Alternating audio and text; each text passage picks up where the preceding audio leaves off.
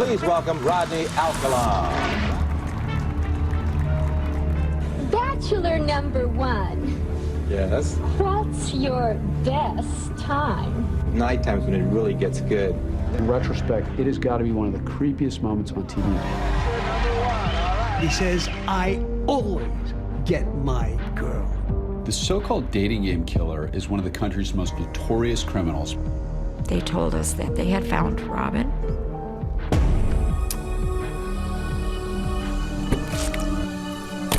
It was devastating. There's nothing that hurts like that. Nothing. Her plan was to shoot Alcala. She wanted to avenge her daughter. He was a sadistic killer who deserved death. Model prisoner, they said, and he was out on the streets again. A pattern of catch and release that would continue for more than a decade. All these pictures that the police had from a serial killer. His victims are still out there.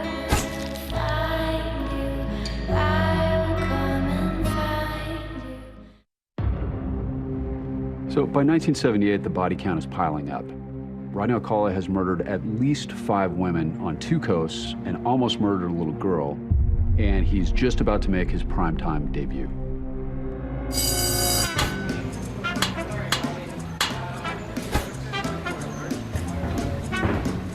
In the 70s, I was the executive producer and Ellen was the contestant coordinator.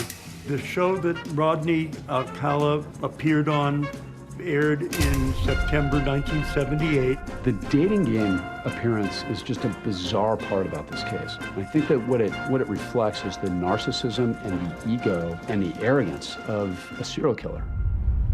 So he actually tries out for Chuck Berry Productions and becomes a bachelor for the dating game. He was very striking. I don't know, there was a boldness about him, and he had long black hair. He was just a striking-looking person.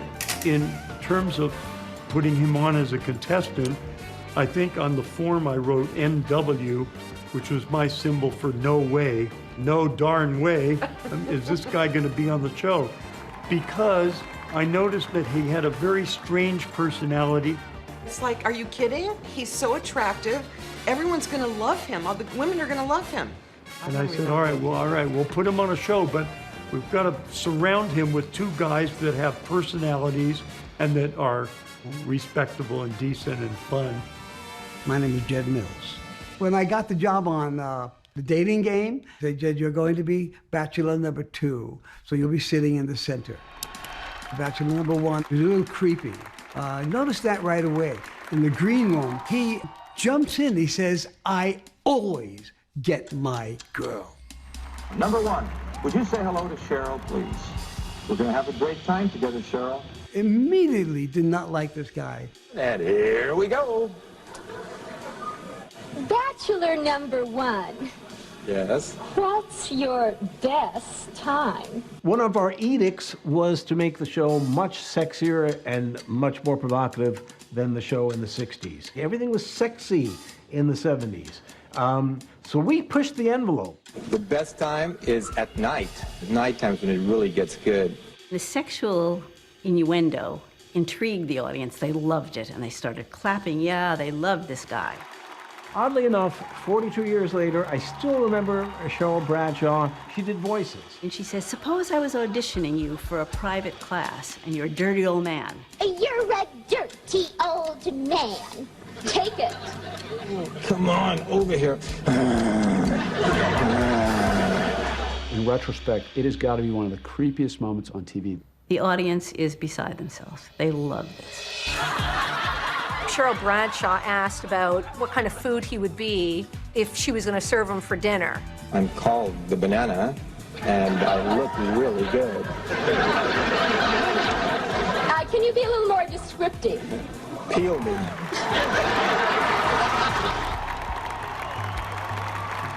In retrospect, it sounds horrible, but at the time, we were looking for raunchy, sexy answers, and that was one.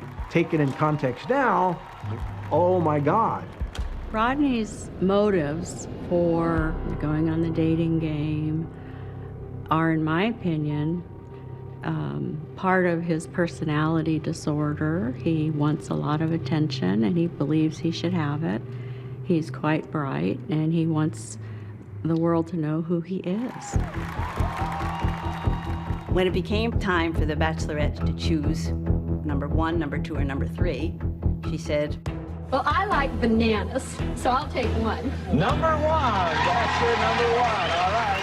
This is your date to Rodney Alcala. Rodney, come on and say hello. She seemed very excited about seeing him. And when he came around, I would say it was a pretty lukewarm togetherness. She called the office the next day and spoke to Ellen. She said, Ellen, I can't go out with this guy. There's weird vibes that are coming off of him. He's very strange. I am not comfortable. Is that going to be a problem? And of course I said no. I would be very interested in knowing what happened in the days after when the person who chose him would not date him.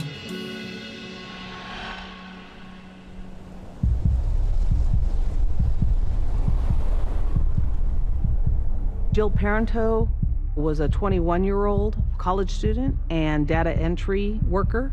She lived in an apartment by herself.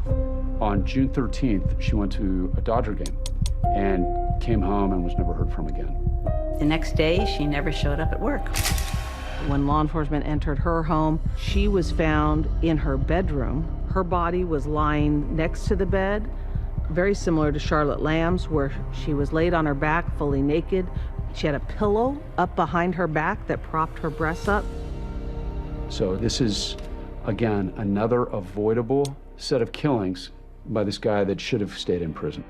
But he didn't even break stride on the continued crimes that he kept committing. My mom's plan was to shoot Alcala. In those days, they didn't have metal detectors, or they didn't use them, so she got into the courtroom. She really didn't care about anything else at that point. She wanted to avenge her daughter.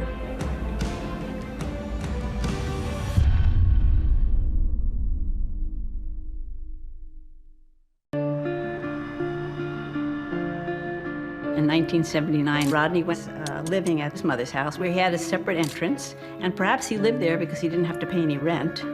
He had taken a lot of nude photos, and he would send these photos to New York and get paid for them. They would go into pornography magazines. That's what he did.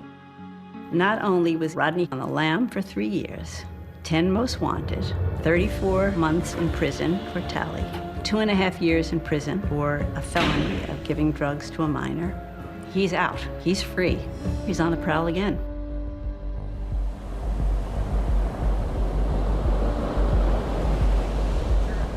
On June 20th, 1979, Rodney Alcala leaves his mother's house and drives to Huntington Beach.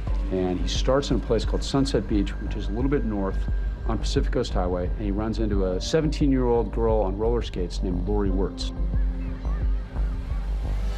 I was with my friend Patty, and we decided to go to Sunset Beach. We were approached by Alcala. And he says, I'm a photographer, and hey, if you could just, skate this way, I'll take some photos. And I said, oh, that's okay, I'll just help him out. And there's a series of these photographs that are taken by Rodney Alcala. He was a formally trained photographer, which really played into his method of luring these women and young girls into vulnerable positions.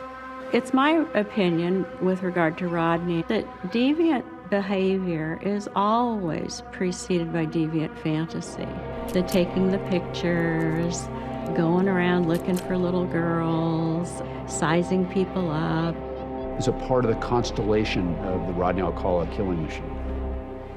The encounter with Lori Wirtz is very important for two different reasons. Number one, it shows that he's actually down in Huntington Beach that day, which he later denies. And it also shows that he's actively hunting for his next victim. He was asking me all kinds of questions, like where I'm from, my name, my age. He tried really hard to get me in the car. He tried to get me in the car and leave my friend on the beach. She doesn't bite, won't get in his car. He started to drive away, and I did see that he was driving toward Huntington Beach. Huntington Beach in 1979 in June was chock full of kids and sunbathers and rollerbladers and people walking on the boardwalks and just having fun. The vibe in Huntington Beach back in the 70s was pretty easygoing. You felt safe. Robin Samso was a 12-year-old, blonde, blue-eyed poster child for athleticism and healthy lifestyle. I'm Robin's oldest sister. We are 2 of 4 children, 2 boys and 2 girls. Robin was the baby of the family. Her brothers, sisters, and mother all doted over Robin. She always had a spirit about her. I mean, everybody that met her fell in love with her. Rodney Alcala winds up on the beach talking to Bridget Wilbert and Robin Samso. When Robin and I crossed 14th Street is when I believe he spotted us. And what he's doing is he's saying, hey, I'm a photographer, you're beautiful, you could be a model, how about you let me take pictures?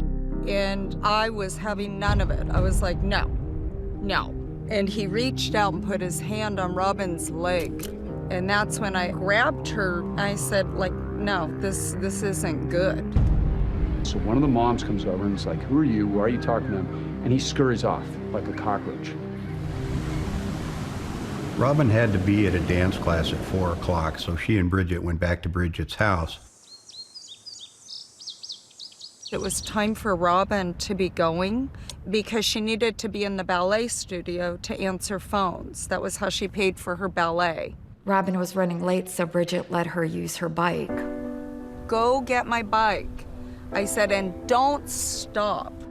It was very important to me to say that. He's in his car. He had maps to Southern California. He had blacked out windows. He had this rolling trap to try to get people in it. And then my house phone rang, and it was one of Robin's brothers. And he said, is Robin still with you? Has she left? Because she hasn't shown up to ballet. And there's not a sign of anything, no bike, no person on the side of the road, nothing. Mom began to worry, and still an hour or so later, when Robin still hadn't returned, she called the police to file a missing persons report. That was my mom's baby, and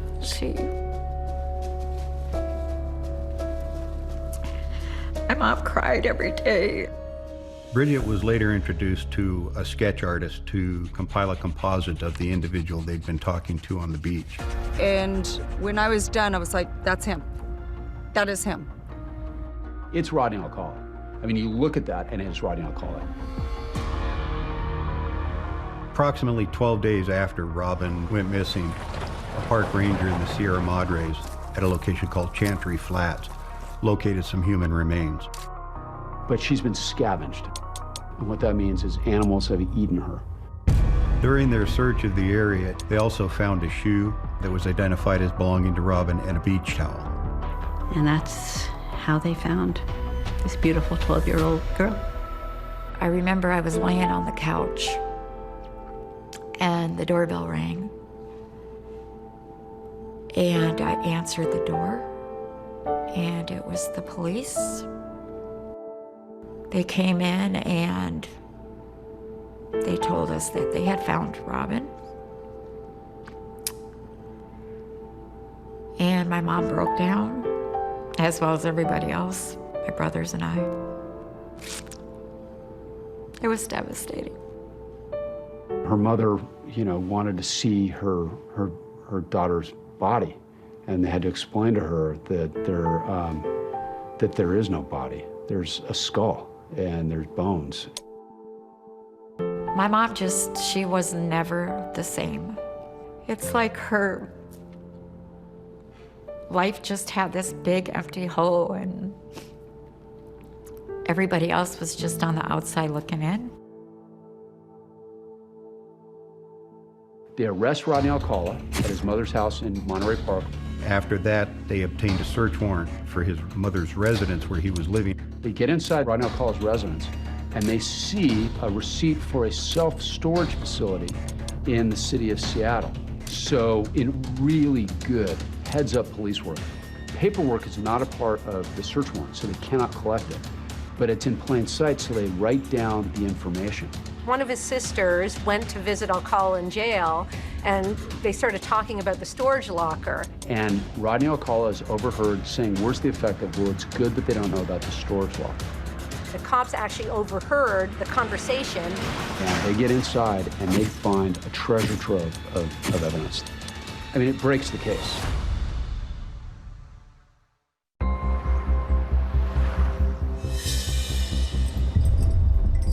They arrest Rodney Alcala, they bring him to Huntington Beach, and they interview him. Can you throw around and go down to any helmet been? After the police interview him, he's very savvy and he gives up very little information and he essentially denies all wrongdoing. They get up to this storage locker in the city of Seattle.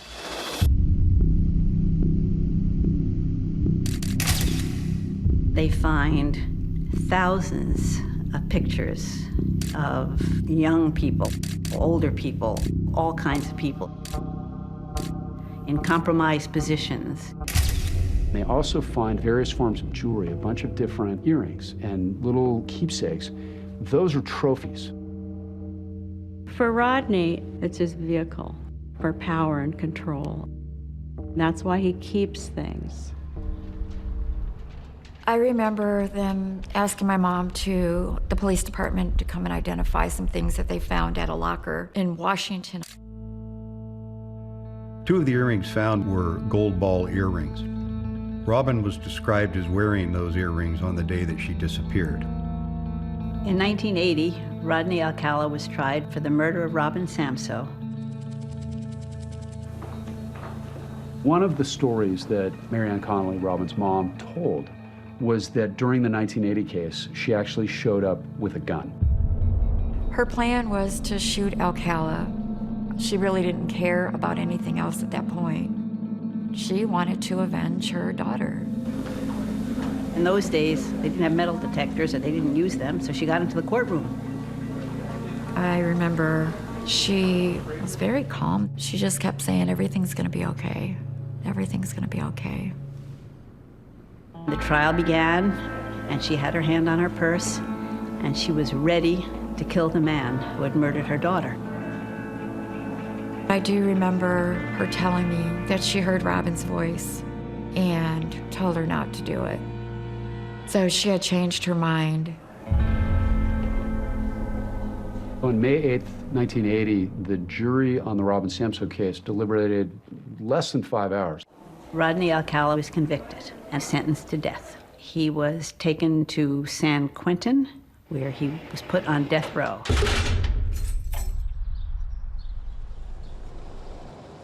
Several years later, an appeal came up.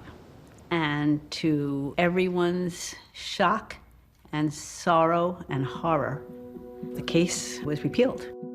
The verdict was overturned by the California Supreme Court because the justices determined that the jurors in the trial had been improperly informed of Alcala's prior sex crimes. I think that there's been a gross miscarriage of justice for being found guilty of something that I didn't do. In 1984, we learned that Alcala was getting a new trial. Once again, my mother was completely destroyed. Just can't believe that we have to be punished for what he did. And that's really what it amounts to. We're the ones that are being punished. It means nothing to him. In the 1986 retrial of Rodney Alcala, a new prosecutor was assigned. He was very confident in his ability to be able to get a conviction on that. 7 years to the day of Robin Samso's disappearance, the second jury convicted Rodney Alcala and also recommended that he be sentenced to die. The second time he was found guilty, and he got the death penalty again, and we were extremely happy. One would think that's the end. He's now going to spend the rest of his life on death row until he gets executed. Well, that wasn't the case. In 2001, Rodney's death penalty was again overturned. At this point, it's important to remember that Rodney Alcala has been in custody ever since being accused of murdering Robin Samso in '79.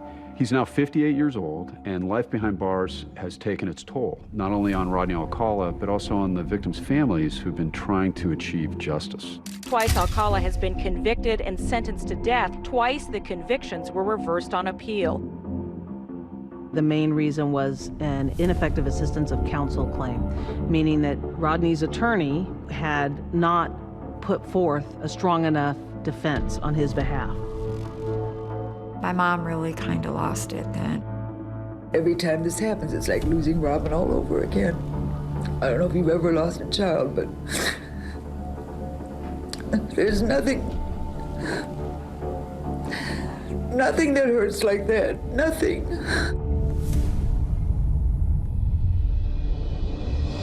Amazingly, at this point, Rodney Alcala has escaped the death penalty 2 times, and now these victims and these families are going to be turning to me and my team to ensure that he's punished for this once and for all.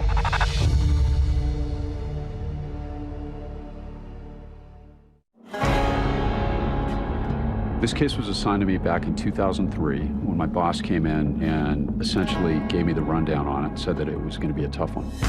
That's when Matt Murphy decided to go back to the evidence. And he had that pouch of jewelry that was recovered in the Seattle storage locker reanalyzed for DNA. Which meant that Rodney's DNA could be put up against the DNA that had been taken decades earlier from the people whom we all believed he had murdered. The DNA matched Charlotte Lamb, Jill Parenteau, Georgia Wickstead, and Jill Barkham. At that point, Rodney Alcala is clearly now known as a serial killer. When you get a case like this, the first thing you do is you meet with the family members, and it really drives you. And they say you see the reflection of your victim in the eyes of the people who love them.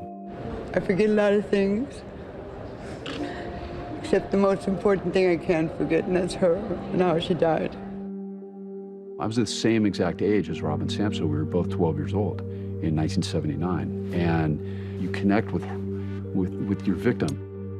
Matt Murphy was a young, talented, brilliant prosecutor, and the Alcala case would be his 107th homicide. And now we're going to be in one of my courts in front of one of my judges, and I was going to do everything I could to make sure that he faced justice for what he did. The third death penalty trial was set for 2010.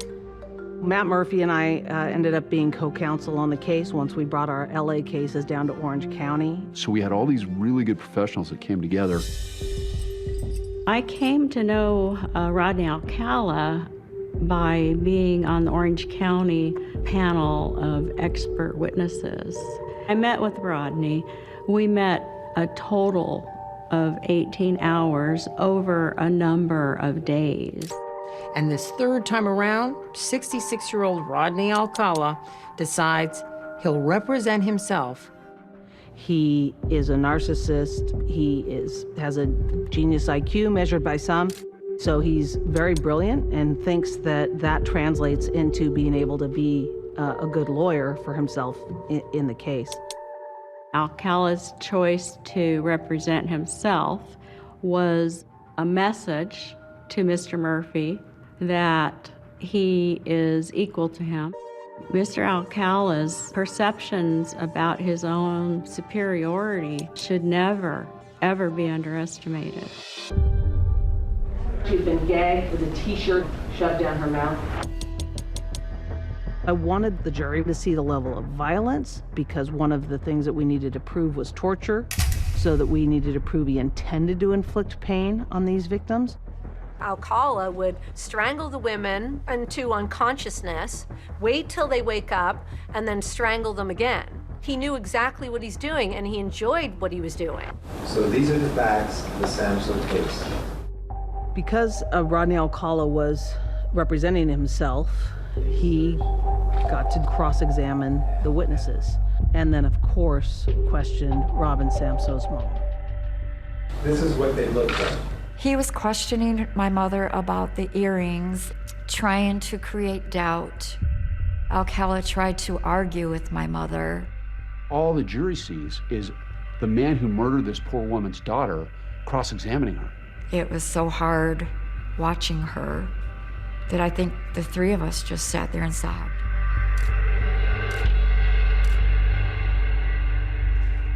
Robin Samso's day in court is today. You make sure that he is held responsible for what happened to that little girl. Murphy in his closing arguments, I mean, they were fantastic. He got her into his car, and he drove her up to those mountains. And Rodney Alcala smashed her face in when she was still alive. He brutalized her. He was rattled after my closing argument, because that's when he first learned, you know, he wasn't as smart as he thought he was.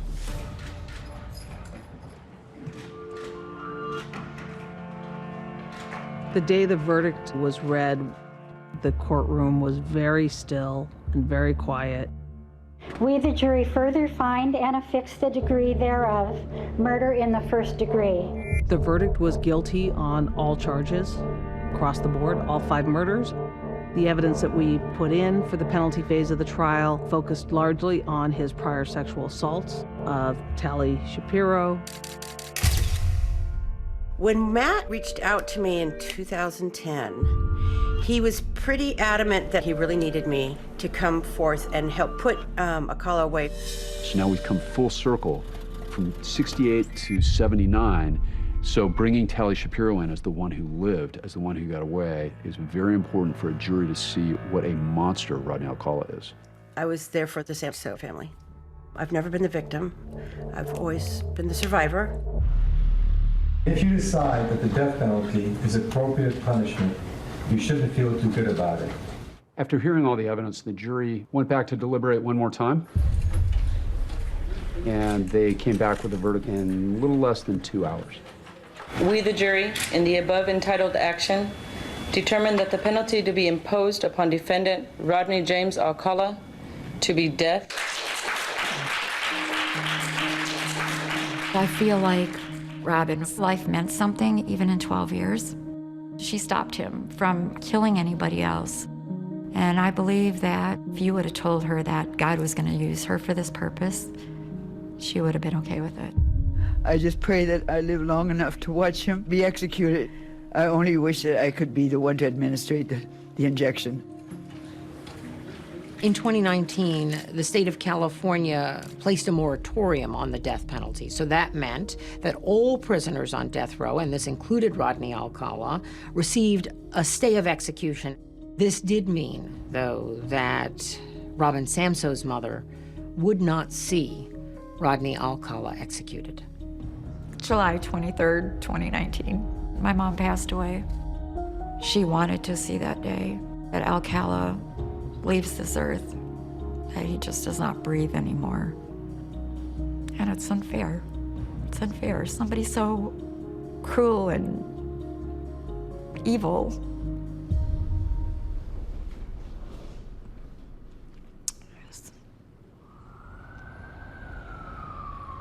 Cold case investigators tonight saying they have solved 2 of New York City's most notorious murders.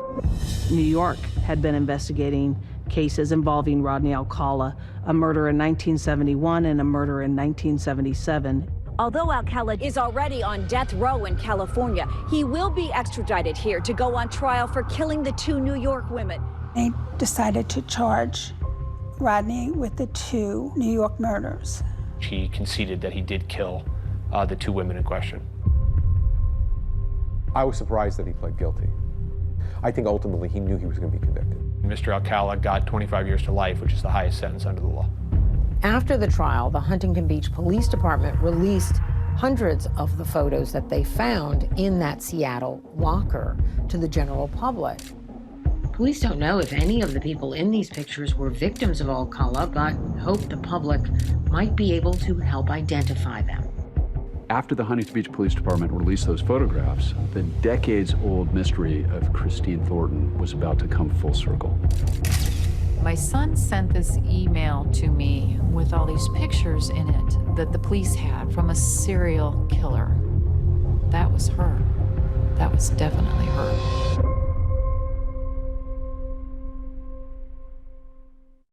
I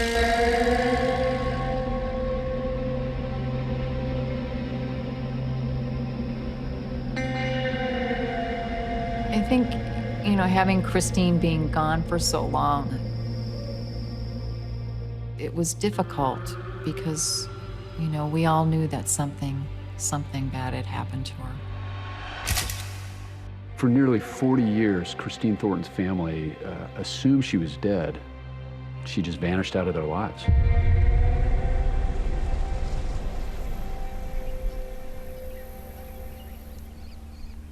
In '82, this herder out in the middle of nowhere comes across a pile of bones, obviously human remains.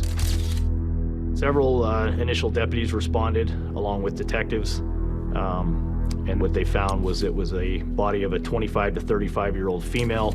They also found the bones of an unborn child mixed in, largely all intact.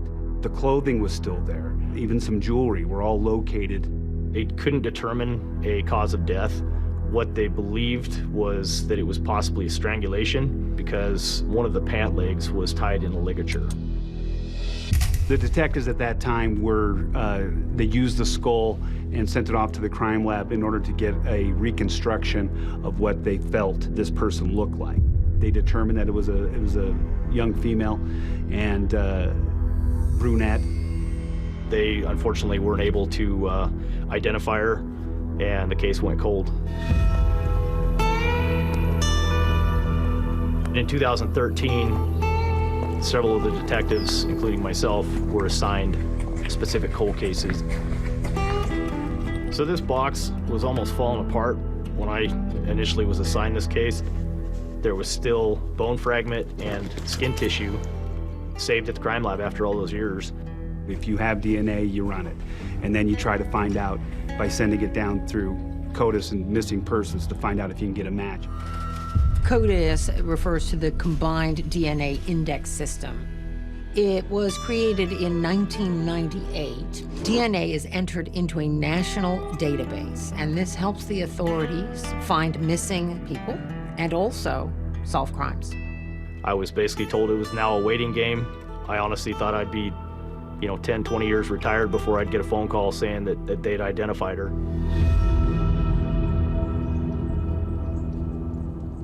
So in 2013, my son sent an email to me knowing that he had an aunt that he had never met. He knew the story, that she went missing, and he came across this article with all these pictures in it that the police had from a serial killer. Her son found the website that had all the pictures that they found in Alcala's locker up in Seattle. She looked through all these photographs and kept stopping at that one photograph of a beautiful brunette seated on the back of a motorcycle. And I'm like, I think that's Chris. And sure enough, I looked at her little pinky toe, which I remember. It just was very distinctive. It curled up on her other toes. And, I kind of knew that was her. That was definitely her.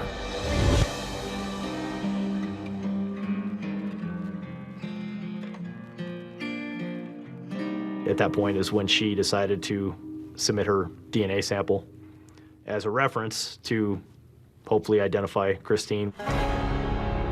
Detective Sheeman came to my office to tell me that they had a match and an identification. Just shy of 2 years later is when I was off duty and I decided to check my email. The email I received identified my victim from Granger as Christine Ruth Thornton.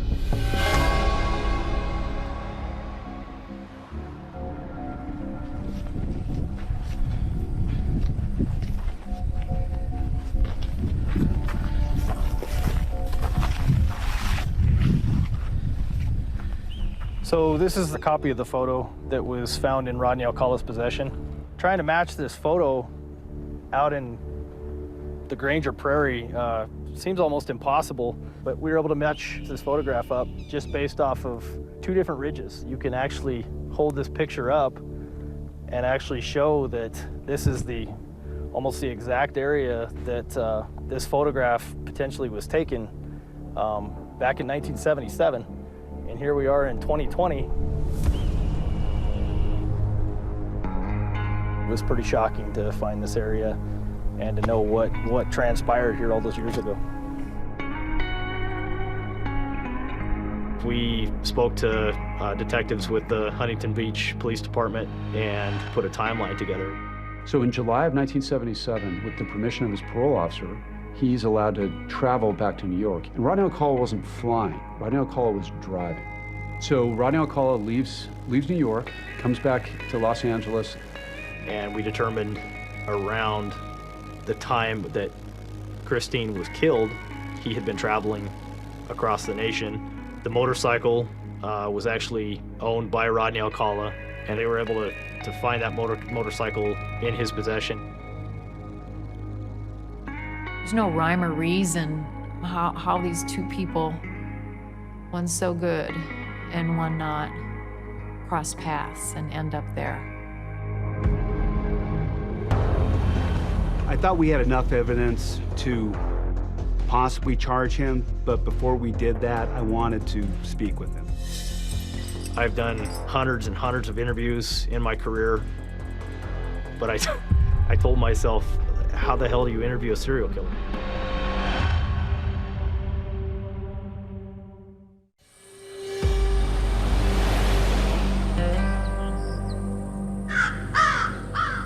It's 2016, 6 years after Rodney Alcala has been convicted for the murders of Robin Samso and the other women. He's 73 years old and his health is failing. He's confined to a bed at Corcoran State Prison, and that's where Wyoming officials come to confront him for the murder of Christine Thornton. As we got in there, it was dingy-colored peach in Alcala's medical cell. It was like something off a horror movie, paint peeling off the walls, flies buzzing around the room. It's something that I'll never forget, seeing him lying in this bed. And I remember looking at him going, this is him. I identified myself, read him his rights, and we started pulling out photographs of the original crime scene. Now he knew why we were there. This area look familiar? Part of the area. What do you mean by part of your area? My name is I've been in this area. I couldn't believe it. It's almost like it's his killing field. We also showed Rodney Alcala the picture of Christine seated on the back of his motorcycle, and it gives me chills even today to remember his reaction. Talk to me about the picture. What picture? The picture that you're pointing at. What's on your mind? Talk to me. Rod, talk to me. Tell me about that girl. He took his finger and he started tracing her body on the photograph. And then he started tapping on the photograph and kept doing that for a couple more minutes. That's a guy who wants to relive it again. It empowers him, right? He would relive that. You could see his eyes moving in his eyelids, almost like he had relived that moment. That entire moment for however long it lasted with Christine out in the desert. Do you know her? Yes or no? Yeah. You remember taking this picture? Yes. Okay. Now the question is, Mr. Alcala, how did she end up dead? Did you kill her? Yes or no, sir? When it comes to the big question, he's not going to give it to you. But we got him to admit that he was there. And we got him to admit that he knew Christine. And that's all we needed.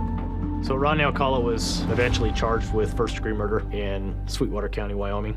They informed me that he was not able to travel without great expense. And so I made the decision that I was not going to try to bring Alcala back to stand trial in Wyoming.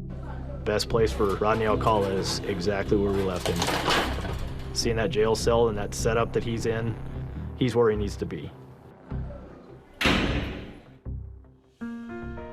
It was disappointing that we weren't going to get a conviction on her murder, but The good thing about all of this is that this man has been brought to light as being a serial killer. His victims are still out there. Over the years, Rodney Alcala was given multiple opportunities to disclose those victims, whether part of plea deals, to avoid the death penalty, but he continuously refused to give up that information. He has memories that he has kept secret from everyone. That power gives him gratification, and him having the information on victims and us not knowing it, that's something he wants to take to his grave.